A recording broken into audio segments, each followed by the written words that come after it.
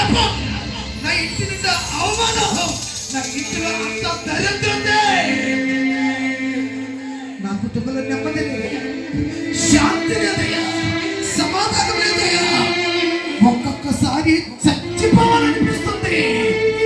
ఈ రాత్రి నాకు తెలుసు, నువ్వు ఆశీర్వదిస్తే నేను ఐశ్వర్యవంతుడు అవుతానని, నువ్వు ఆశీర్వదిస్తే నేను ఐశ్వర్యవంతుడు అవుతానని.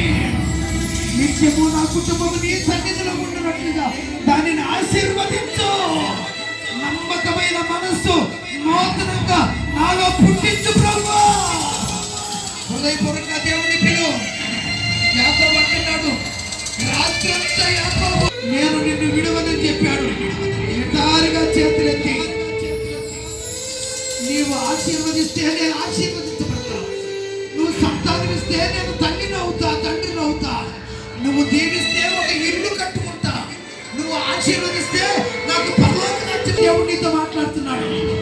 ఎంతమంది నీకంటే చిన్నలు పెద్దలు అందమైన వారు చదువులు ఉన్నవారు కోట్లకు పడగొట్టిన వారు నేల రాలిపోయారు.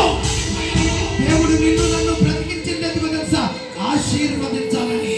ఆ ఆశీర్వాదంతో ఐశ్వర్యవంతురాలు అవ్వాలి, ఆ ఆశీర్వాదంతో చల్లగా మారాలి, పైవారుగా మారాలి, అప్పించారుగా మారాలి, పరలోకం చేరాలి. ప్రేమ కలిగిన తండ్రి, కృప కలిగిన యేసయ్య, ఈ రాత్రి నాతో అందరితో మాట్లాడావు.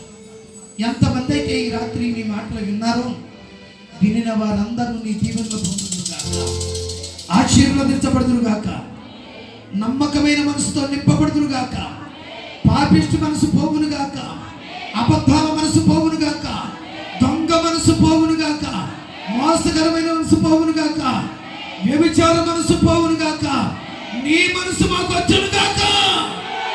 యేసు నామములో ప్రార్థించి పొందాము తండ్రి. చప్పట్లు బట్టి దేవుని స్తోత్రం చేద్దాం. బోలో క్రీస్తు మహారాజుకి.